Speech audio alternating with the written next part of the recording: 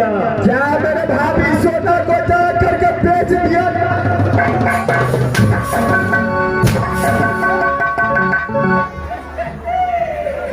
Master चबूतरा कठोर है। क्या बात है ना? जी महाराज, मैं अपने भैया और भाभी को समाचार पूछा हूँ। महाराज सोना जी के हाथ समाचार पूछ रहा महाराज। क्या है? हमने कहा ये कान में कनुसी बना के सोना के दे देना चले के बात करे छे महाराज। अच्छा कैसे देखे में लगे छे बोकरा के बात।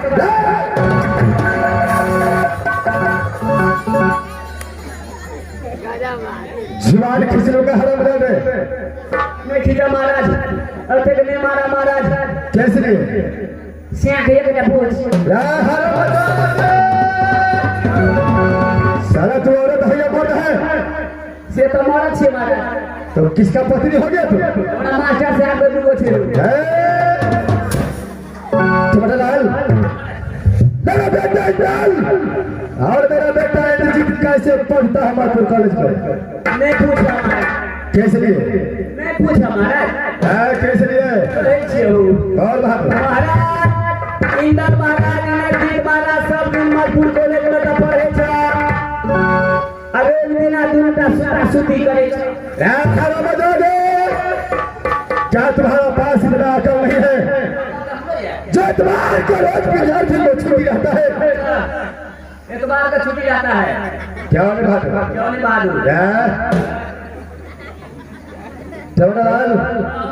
इस समय तुम खड़े ड्यूटी बजा। बड़े ड्यूटी बजवा। मैं दोनों दोस्त यहाँ से शिवसागर फलका की ओर चलता हूँ। ठीक है चलिए महाराज, हम तब तक ड्यूटी बजाते हैं महाराज। क्या नहीं बात? अरे मेरे दोस्त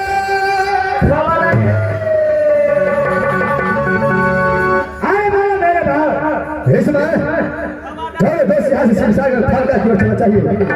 क्यों नहीं ना?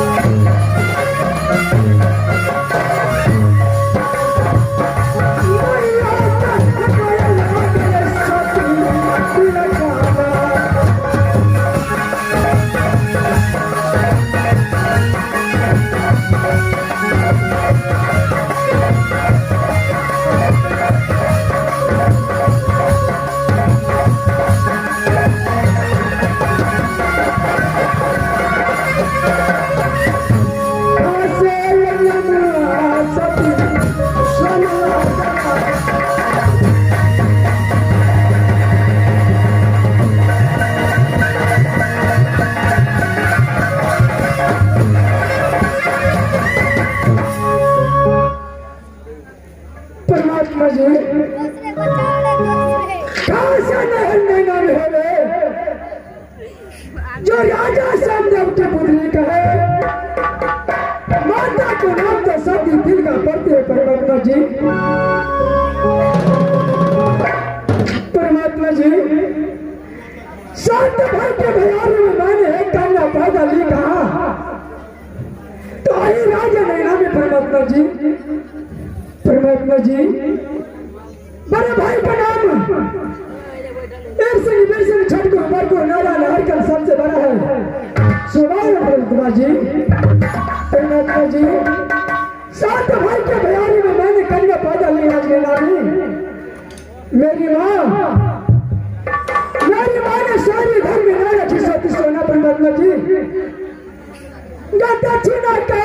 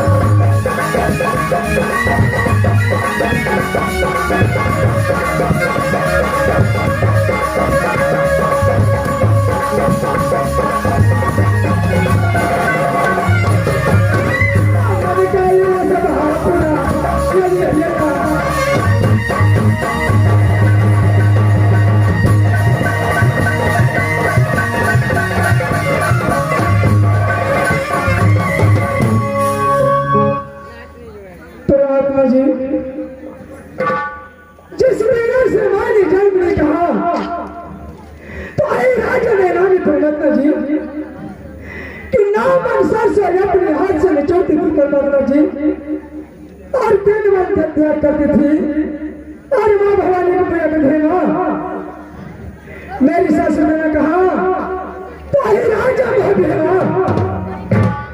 या दीदी सुन पे बच्चा न परमा लड़ ससुर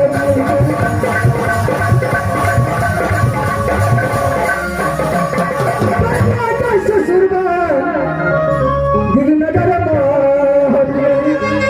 कस पुतला